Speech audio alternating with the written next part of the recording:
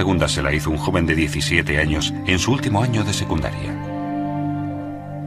Años después, desarrollaría ese pensamiento y no solo revolucionaría nuestro concepto del espacio y el tiempo, sino que cambiaría de forma decisiva el de todo nuestro universo. Albert Einstein. E igual a mc al cuadrado. Albert Einstein nació el 14 de marzo de 1879 en Ulm, Alemania. Un año después, su familia se trasladó a Múnich, donde su padre estableció un pequeño taller electrotécnico.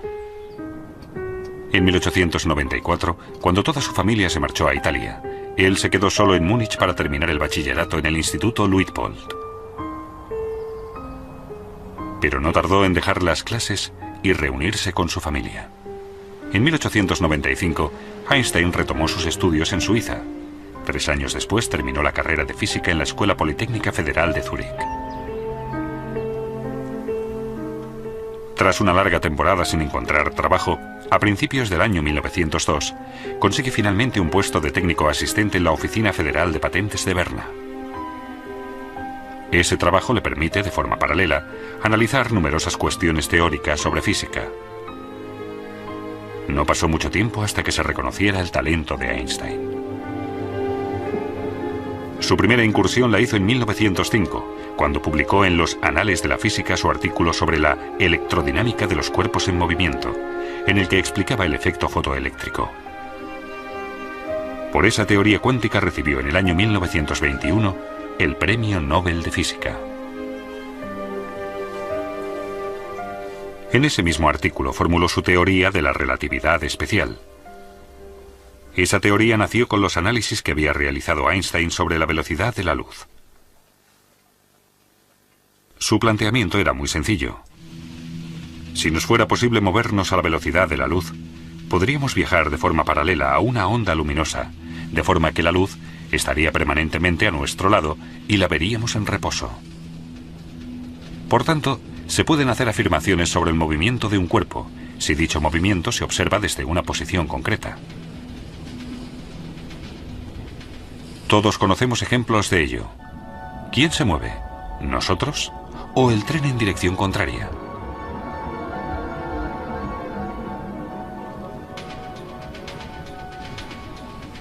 Algo parecido pasa cuando un coche circula, de forma paralela, a la misma velocidad que un tren. Desde el tren, el coche parece estar parado. Según la posición, se percibe bien el movimiento o no.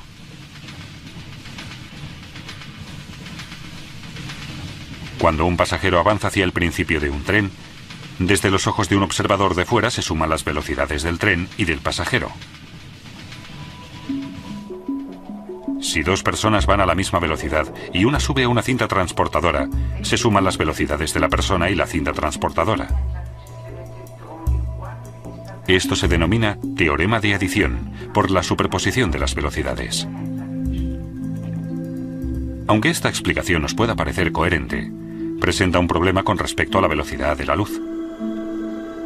La luz tiene siempre la misma velocidad, 300.000 kilómetros por segundo. No se le puede ni sumar ni restar nada, independientemente del lugar de donde proceda la luz. La prueba de esta constante de la velocidad de la luz la lograron en 1887 los físicos Albert Michelson y Edgar Morley. Mostraron con un experimento práctico que la luz siempre tiene la misma velocidad. Esto llevó a Einstein a pensar que la velocidad de la luz no podía variar independientemente del observador o del punto desde el que se observara. La constante de la velocidad de la luz no solo cambió nuestra concepción de la velocidad en sí, sino también la del espacio y el tiempo. Se derrumba la idea de que solo existe un tiempo único y absoluto para todos los sucesos, pues el tiempo depende del observador y de la velocidad a la que éste se mueve.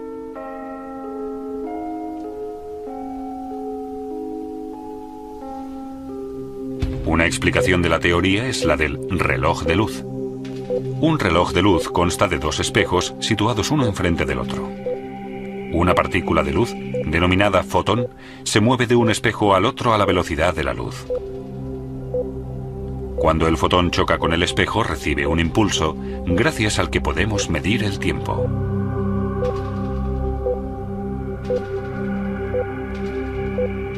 Pero si movemos uno de los relojes de luz a velocidad constante, el fotón, a los ojos de un observador estático, deberá recorrer una diagonal para chocar con el espejo contrario.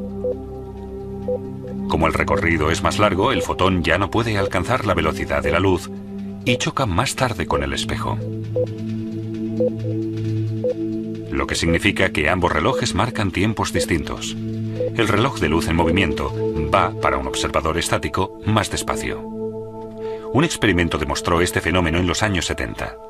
Dos relojes atómicos se pusieron exactamente a la misma hora. Uno de ellos se metió en un vuelo regular, mientras que el otro se quedó en tierra. Al final se compararon los dos, y el reloj que fue en el avión se atrasó. Este fenómeno, por el que los relojes en movimiento van más despacio, se ha denominado dilatación del tiempo. Otro experimento de ello es la paradoja de los gemelos. Un astronauta vuela en su nave 10 años en el espacio. Su hermano gemelo se queda en la Tierra. Los dos tienen 30 años. El astronauta vuela 10 años a 260.000 kilómetros por segundo. Después regresa a la Tierra, para lo que tiene que invertir otros 10 años. Cuando regresa tiene 50 años de edad. Sin embargo, al llegar comprueba que su hermano ha envejecido un total de 40 años y en la fecha de su regreso ha cumplido ya 70 años. Pero los viajes a la velocidad de la luz no son una fuente de juventud. Cuando el astronauta regresa a la Tierra, comprueba que ha envejecido a la mitad de velocidad, pero durante su viaje también ha vivido la mitad. Ha comido, bebido, pensado y dormido la mitad. En 1959 se demostró, mediante un experimento sobre la aceleración de las partículas realizado con muones en el Centro Europeo de Investigación Nuclear en Suiza, que esos sucesos no solo se dan en un ámbito científico, sino en la vida real. Los muones son partículas de la familia de los electrones. La particularidad que tienen es su corta vida. Solo 10 microsegundos después de formarse se vuelven a dividir. El experimento demostró que si los muones se aceleraban hasta casi la velocidad de la luz, viven 3 veces más. Con la aceleración, su reloj interno se ralentiza realmente con respecto a los muones estáticos.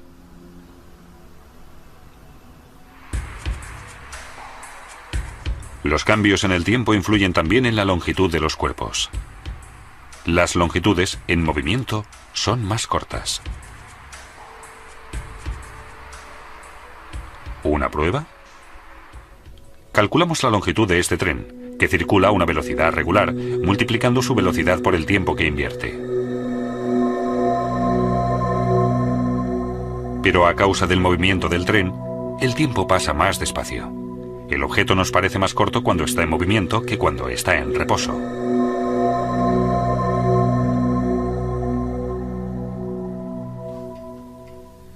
Mediante su teoría de la relatividad especial, Albert Einstein estableció un nuevo concepto del espacio y el tiempo, en el que demuestra que ambas dimensiones, consideradas hasta entonces independientes la una de la otra, son dependientes en realidad. Einstein hizo otras asociaciones de propiedades físicas, como que la masa varía dependiendo de si se mueve o no con respecto al observador. Las masas en movimiento resultan más pesadas y poseen, por tanto, más energía cinética. La equivalencia entre la masa y la energía es la fórmula más famosa del mundo, E igual a mc². Como el cuadrado de la velocidad es un valor muy elevado en la fórmula, incluso una masa pequeña, si se mueve a la suficiente velocidad, puede tener una energía peligrosa. Este hecho fue de una enorme importancia para la física del núcleo atómico. Despejó el camino hacia la obtención de energía atómica, pero también para la creación de la bomba atómica.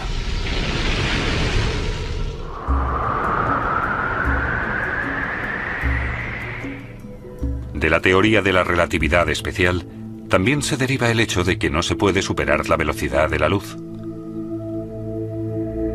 El aumento en la velocidad aumentaría también la energía cinética del cuerpo y con ella la masa.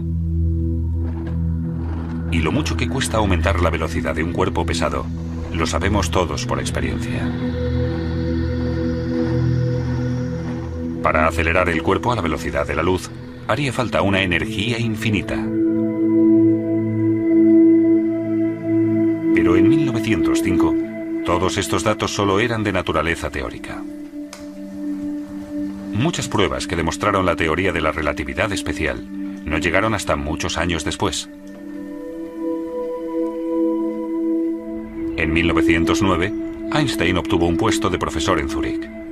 Se dedicó entonces al único ámbito de la física que había quedado aparcado en su teoría de la relatividad espacial, la gravedad. En 1913, el físico alemán Max Planck viajó a Zúrich y le ofreció el puesto de director del Instituto de Física Kaiser Wilhelm en Berlín. Einstein no lo dudó un segundo, pues en aquella época Berlín era la meca de la física. En agosto de 1914 estalla la Primera Guerra Mundial que transformará el mundo por completo. Durante la guerra, Einstein siguió trabajando tenazmente con el fin de encontrar una solución definitiva al problema de la gravedad.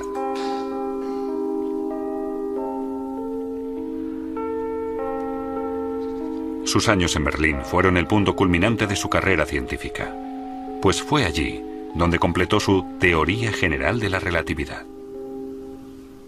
El punto más importante de la teoría fue la afirmación de que la gravedad no solo afectaba a las órbitas de los planetas, sino también a la luz. Según esto, el haz luminoso de un planeta se desviaba tanto al pasar cerca del Sol que su posición se percibía desplazada.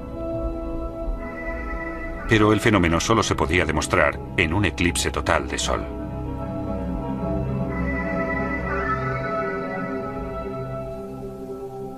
En noviembre de 1915, Einstein calculó que el ángulo de curvatura del haz luminoso de una estrella al pasar cerca del Sol era de 0,3 grados. En primavera de 1919, una expedición científica inglesa partió al Atlántico Sur para fotografiar un eclipse de Sol. Y efectivamente, la expedición confirmó los cálculos de Einstein.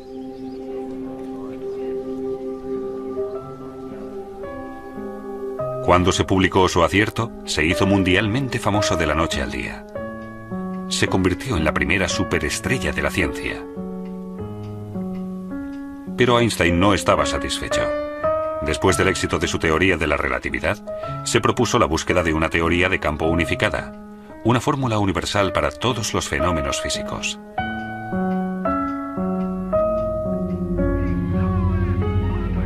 Albert Einstein era judío.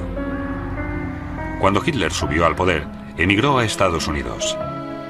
En el campus de la Universidad de Princeton, continuó sus investigaciones en busca de la teoría de campo unificada. Pero esta vez, su propósito fracasó. Albert Einstein murió el 18 de abril de 1955. Él se quedó solo en Múnich para terminar el bachillerato en el Instituto Luitpold. Pero no tardó en dejar las clases y reunirse con su familia. En 1895, Einstein retomó sus estudios en Suiza. 3 años después terminó la carrera de física en la Escuela Politécnica Federal de Zúrich. Tras una larga temporada sin encontrar trabajo, a principios del año 1902, consigue finalmente un puesto de técnico asistente en la Oficina Federal de Patentes de Berna. Ese trabajo le permite, de forma paralela, analizar numerosas cuestiones teóricas sobre física. No pasó mucho a la mc al cuadrado. Albert Einstein nació el 14 de marzo de 1879 en Ulm, Alemania. Un año después, su familia se trasladó a Múnich, donde su padre estableció un pequeño taller electrotécnico. En 1894, cuando toda su familia se marchó a Italia, la pregunta se la hizo un joven de 17 años en su último año de secundaria. Años después, desarrollaría ese pensamiento y no solo revolucionaría nuestro concepto del espacio y el tiempo, sino que cambiaría de forma decisiva el de todo nuestro universo. Albert Einstein. Mucho tiempo hasta que se reconociera el talento de Einstein. Su primera incursión la hizo en 1905, cuando publicó en los Anales de la Física su artículo sobre la electrodinámica de los cuerpos en movimiento, en el que explicaba el efecto fotoeléctrico. Por esa teoría cuántica recibió en el año 1921